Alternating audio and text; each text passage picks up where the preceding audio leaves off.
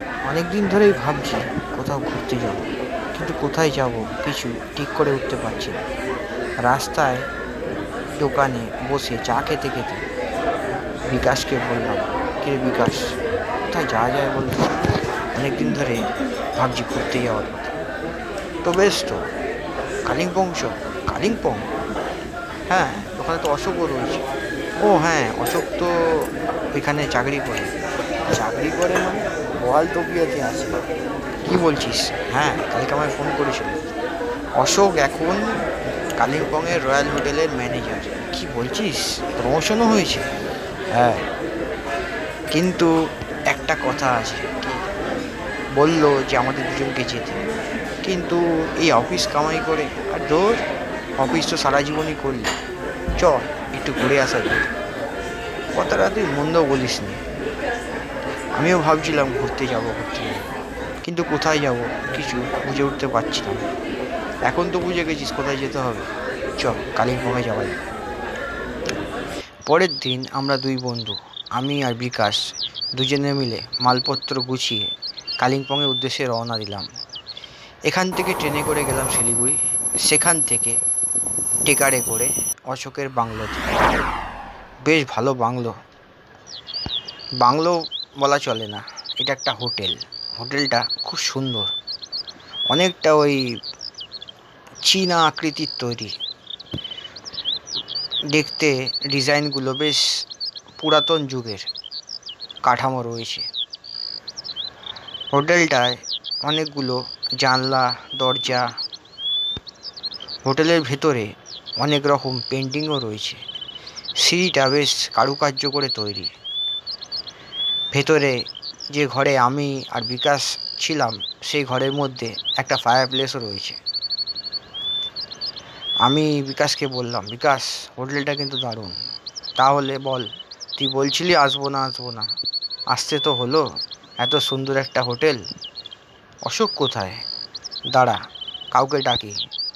হোটেলের ভেতরে গিয়ে আমি আর বিকাশ দাঁড়িয়ে বললাম, কেউ আছেন? কই হ্যায়, কই হ্যায় বলতে একটা চীনা লোক, মাথায় টুপি পরা, হাত কাটা জ্যাকেট, ফুলাতা জামা আর ধুতি পরা, সঙ্গে সঙ্গে দৌড়ে চলে এলো। হ্যাঁ বাবু, কিসকো চাইয়ে? তুমি কে? मेरा नाम राम सिंह है बाबू। अशोक কোথায়? अशोक बाबू तो बाहर गया हुआ है। आपको कुछ चाहिए? হ্যাঁ, আমরা এখানে থাকতে এসেছি। आप लोग कलकत्ता से आए हैं? हाँ, तुम ही को रियान ले। ओ आइए आइए आइए, अशोक बाबू ने मुझे बताया था कि उनका दो दोस्त आएगा। कुछ तकलीफ का बात नहीं है, मैं हूँ ना, मैं सब संभाल लूँगा। तुम ही सामले नेवे? हाँ, मैं इस होटल में काम करता हूँ, यहाँ का देख रेख सब मैं ही करता हूँ। होटल आर क्यों नहीं? नहीं, आप लोग आने वाले थे इसलिए अशोक बाबू ने बाकी का कमरा बुक नहीं किया, सिर्फ आप दोनों के लिए ही बुक किया है। পুরো হোটেল ফাঁকা, তার মানে আমি আর ও? বিকাশ বলল। আমি বললাম, ছাড় না, কি হয়েছে, আমি আর তুই, কোনো অসুবিধা নেই। হোটেলটা কিন্তু খুব সুন্দর, ঘুরে দেখাও যাবে। বাইরে মনে হচ্ছে খুব সুন্দর সুন্দর গাছপালা রয়েছে। তারপর আমি বললাম, চ, উপরে গিয়ে একবার দেখি। বিকাশ বলল, দাঁড়া। আচ্ছা, रूम कौन सा है? रूम, आइए बाबूजी आइए বলে আমাকে আর বিকাশকে নিয়ে গেল রাম সিং একটা ঘরে। ঘরটা বেশ বড়। ঘরের মধ্যে একটা ফায়ার প্লেসও রয়েছে, জানলা রয়েছে, পর্দা দেওয়া, খাটও রয়েছে, একটা আলমারি, আর সামনে একটা খুব সুন্দর পেন্টিং। বাহ, খুব সুন্দর ঘর তো। ঠিক আছে, তুমি যাও। বাবুজি, आप लोग कुछ खाना वाना खाएंगे? রাম সিং বলল, হ্যাঁ, খিদে তো বড্ড পেয়েছে, সেই কলকাতা থেকে আসছি। তো খাবার কিছু আছে? হ্যাঁ, আইয়ে আইয়ে বলে আমাকে আর বিকাশকে রাম সিং নিয়ে গেল খাবারের ঘরে। সেই ঘরে গিয়ে দেখলাম প্রচুর খাবার। বাহ, এত খাবার? যে হ্যাঁ, आप और क्या खाएंगे बोलिए, यहाँ पे सब है। আমি বললাম মাংস আর ভাতই খাই বল। দৌড়, मांस भात तो रोज ही खेची यार की আছে। बोले यहाँ पे चाइनीज़ है, चाइनीज़ खा सकते हैं, और मोमो है, चाउमीन है, रोल है, बिरयानी है, क्या खाएंगे। विकास बोल लो बिरयानी आनो, চিকেন চাপ দিয়ে। আর মোমো খাবি, আমাকে বললো। হ্যাঁ খাবো কেন, চ। তারপর আমরা দুই বন্ধুতে তৃপ্তি করে খাবার খেলাম। খাবার খাওয়ার পর বললাম, यहाँ बाहर कौन कौन सा जगह है अच्छा अच्छा देखने के लिए। राम सिंह একটু চুপ করে বলল, बाबूजी बाहर मत निकालिए। কেন, কি হয়েছে। आपको शायद पता नहीं, कुछ दिनों से यहाँ पे एक भेड़िया का उत्पात चल रहा है। भेड़िया মানে, তখন আমি বললাম, বোঝাচ্ছি, भेड़िया माने नेकड़े, नेकड़ेर उत्पात। हाँ, बहुत सारे गाँव वालों को मार चुका है ये भेड़िया। हम लोग नहीं निकलने वाले, इसलिए घर में ही रहते हैं। তো অশোক তো আমাকে এসব কিছু জানালো না, বিকাশ বলল। আরে ছাড় না, হয়তো সময় পাইনি। না না না, এই ব্যাপারটা আমাকে খুলে বলা উচিত ছিল, নইলে প্রোগ্রামটা আমি ক্যান্সেল করে দিতাম। আরে ছাড় না, আমি বললাম विकास के। তারপর রাম সিংকে বললাম, राम सिंह एक काम करो, हम लोग बाहर नहीं जाएंगे, यहाँ पे कुछ ताश या लूडो বা ক্যারাম वगैरह है। हाँ बाबूजी ताश है, ठीक है ले आओ। তাহলে কি আমরা সারাদিনটা ধরে এখানে তাস খেলবো। আরে চ না, খেলি না, বাইরে শুনলি না বিপদ, যদি বাই চান্স নেকড়েটা আমাদের উপর হামলা করে দেয়। ঠিক আছে, তুই যখন চাইছিস না বাইরে, আমি যাব না, বিকাশ বলল। আমি আর বিকাশ ঘরেই ছিলাম। এখানে ঝপ করে সন্ধে নেমে যায়। কালিম্পং পাহাড়ি এলাকা, জায়গাটা মনোরম হলেও দিনের বেলায়, রাত্রিবেলা এখানে পুরো নির্ঝুম। চারিদিকে জোনাকি, কুয়াশা, আর চাঁদের আলো পাহাড়ের ওপর থেকে ঝিলিক মারছে হোটেলের ওপর। বাইরে ঠান্ডা হাওয়া বইছে। আমি আর বিকাশ ঘরে বসে তাস খেলছি। হঠাৎ হোটেলের লাইটটা বন্ধ হয়ে গেল। আমি বললাম, কি রে বিকাশ, লাইট চলে গেল, দাঁড়া দেখছি। বিকাশ তখন নিজের মোবাইল থেকে ফ্ল্যাশ লাইটটা জ্বালালো, জ্বালিয়ে বলল, এখানে কোনো মোমবাতি ফোমবাতি তো দেখতে পাচ্ছি না, দেখ না ভালো করে। দাঁড়া দেখছি। না, কিছু পাওয়া গেল না। রাম সিংকে একবার ডাকি। বিকাশ রাম সিংকে ডাকলো, রাম সিং, ও রাম সিং। সঙ্গে সঙ্গে রাম সিং এসে এলো। आया हुजूर, क्या हुआ। লোড শেডিং हो गया, কারেন্ট চলে গেছে। মোমবাতি ফোমবাতি কিছু আছে। হ্যাঁ হ্যাঁ আছে আছে বাবু, চিন্তা করবেন না, उस घर कमरे में है, मैं ले आता हूँ বলে রাম সিং দুটো মোমবাতি নিয়ে এলো জ্বালিয়ে। তারপর মোমবাতির আলোয় আমরা ঘরের মধ্যে বসে আছি।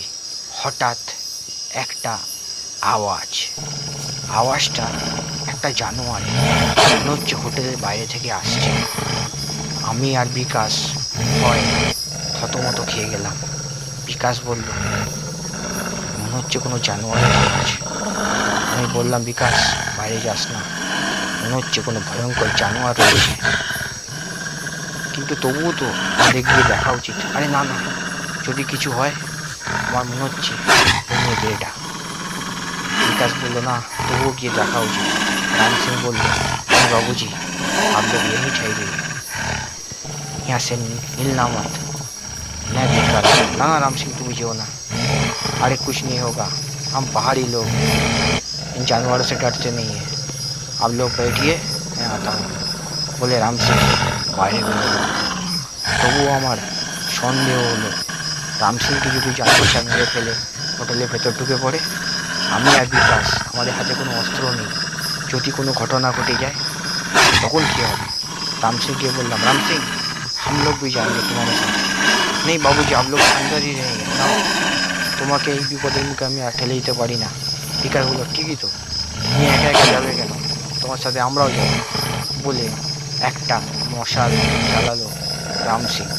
জেলে আমি, বিকাশ আর রাম সিং তিনজন বেরোলাম হোটেল থেকে। হোটেলের বাইরে গিয়ে দেখি চারিদিকে শুনশান, কেউ কোথাও নেই। হঠাৎ একটা জানোয়ার আমাদের সামনে এসে পড়ল। জানোয়ারটাকে দেখতে অনেকটা নেকড়ের মতো। ভালো করে দেখলাম, হ্যাঁ নেকড়ে। কিন্তু কি, এত বড় নেকড়ে তো আমি জীবনে দেখিনি। মুখটা বড়, চোখ দুটো লাল টকটক করছে, মুখ দিয়ে লালা ঝরছে, দাঁতগুলো ঠিকরে বেরিয়ে এসছে। আমাদের দেখে সে একবার হুঙ্কার দিল। ভয়েতে আমরা আটকে উঠলাম। সঙ্গে সঙ্গে হাতে মশাল নিয়ে এগিয়ে গেল রাম সিং। আহ আহ শালা আহ, দিখা দাও তুই আমি, আয় আয় এদিকে আয়। আমি রাম সিং এগিয়ে যাচ্ছে। আমি রাম সিংকে বললাম, রাম সিং বেশি সাহস দেখিও না, বিপদ হতে পারে। কিচ্ছু হবে না বাবুজি, কিচ্ছু হবে না। সঙ্গে সঙ্গে নেকড়েটা রাম সিংয়ের ওপর ঝাঁপিয়ে পড়লো। রাম সিংয়ের সঙ্গে নেকড়েটা ধস্তাধস্তি লাগলো। আমি আর বিকাশ ভয়ে আটকে উঠলাম। তারপর রাম সিং অজ্ঞান হয়ে গেল। তারপর নেকড়েটা বিকাশের ওপর ঝাঁপিয়ে পড়ল। বিকাশকে দিল একটা কামড়। বিকাশ সঙ্গে সঙ্গে অজ্ঞান হয়ে গেল। তারপর বিকাশের মাথাটা কামড়ে ধরে তার নাড়িভুড়িটা নেকড়েটা খেতে লাগলো। আমি ওই দৃশ্য দেখে ভয়ে ছুটে পালালাম ওখান থেকে। সঙ্গে সঙ্গে আমি পড়ে গেলাম মাটিতে। তারপর নেকড়েটা আস্তে আস্তে আমার দিকে এগিয়ে এলো। কী করবো কিছু বুঝতে পারছি না। এমন সময় রাম সিং কোত্থেকে দেবদূতের মতো ছুটে এলো। এসে একটা কাঠের ফলা দিয়ে নেকড়েটার বুক চিরে এফোড় ওফোড় করে দিল। সঙ্গে সঙ্গে নেকড়েটা মাটিতে লুটিয়ে পড়ল। তারপর যা দেখলাম, দেখে আমি অবাক। নেকড়েটা আস্তে আস্তে মানুষের রূপ ধারণ করছে। দেখলাম নেকড়েটা আস্তে আস্তে একটা মানুষের আকার ধারণ করলো। এ কি, এ তো অশোক, তার মানে অশোকই নেকড়ে। তখন রাম সিং আমাকে সব খুলে বলল, হ্যাঁ বাবুজি, অশোক বাবুই ভেড়িয়া হ্যাঁ। তার মানে তুমি সব জানতে, চিনে শুনেও। কি করব বাবুজি, আমাকে যে অশোক বাবু ভয় দেখিয়েছিল, বলেছিল আপ লোগों को यहाँ लाने के लिए, আমাদেরকে ডেকে পাঠিয়েছিল মারবে বলে আর আমাদের খাবে বলে। হ্যাঁ বাবুজি, আমার মুখ পয়সা দিয়ে আর ভয় দেখিয়ে বন্ধ করে রেখেছিল अशोक बाबू। किंतु तुम्हें जानले की करे अशोक नेकरे। एक दिन जब मैं किचन में जा रहा था, देखा अशोक बाबू वहाँ का किचन का जो मांस है वो खा रहे थे। मांस माने मांस, हाँ काचा मांस खाচ্ছিল। দেখে আমার ভয়ে গা শিউরে ওঠে। আমি ভাবলাম कोई इंसान कच्चा मांस कैसे खा सकता है। তখন আমি বুঝে গেলাম এই অশোক বাবুই ভেড়িয়া আছে। বিকাশের জন্য খুব কষ্ট হচ্ছে। দৌড়ে দৌড়ে বিকাশের কাছে গিয়ে দেখলাম বিকাশ আর নেই। মনে খুব দুঃখ হলো, কান্নায় ভেঙে পড়লাম। রাম সিং বলল, क्या करेंगे बाबूजी, जो किस्मत में लिखा था वही हुआ, अब लौट जाइए यहाँ से। হ্যাঁ আমি চলে যাব বলে পরের দিন বাসে রাম সিং আমাকে গাড়িতে তুলে দিল। রাম সিংকে বললাম, রাম সিং আর হয়তো তোমার সঙ্গে এখানে আর দেখা হবে না, বা হয়তো আমি আর কালিম্পংয়ে আসবো না, কিন্তু যে উপকার তুমি আমার করলে সেটা আমি কোনোদিন ভুলবো না। कोई बात नहीं बाबूजी, जिंदगी रहा तो फिर मुलाकात होगी বলে রাম সিং আমাকে গাড়িতে তুলে দিল। গাড়িতে তুলে দেওয়ার পর গাড়ি চলতে লাগলো। বাসের জানলায় যখন আমি রাম সিংয়ের উদ্দেশ্যে হাত নাড়ছি, দেখলাম রাম সিংয়ের চোখ দুটো হঠাৎ ঝলে উঠল লাল, সেই শিখা যেটা আমি ওই নেকড়ের চোখে দেখেছিলাম। কিন্তু আমি ভাবলাম নেকড়ে তো মরে গেছে, তাহলে এবার কি রাম সিংও